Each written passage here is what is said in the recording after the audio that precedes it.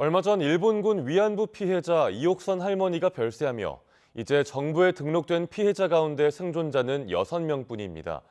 피해자들은 일본 정부가 여전히 묵묵부답이라며 앞으로 들어설 새 정부는 일본이 사죄와 배상에 나서게 해달라고 호소했습니다. 배민혁 기자의 보도입니다.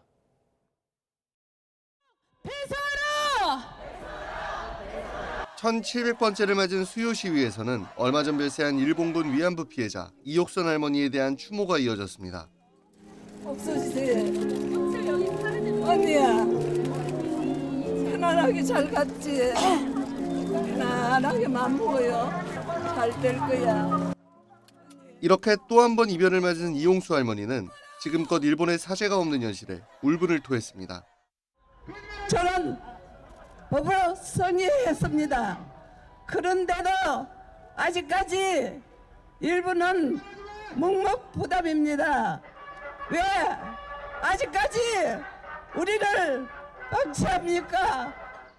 지금까지 우리 법원은 3차례 일본군 위안부 피해에 대해 일본 정부의 배상 책임을 인정했습니다. 가장 최근에는 지난 15일 청주지방법원이 일본군 위안부 피해자 고 길갑순 할머니의 유족에게 일본 정부가 1억 원을 지급하라고 한 판결이 확정됐습니다.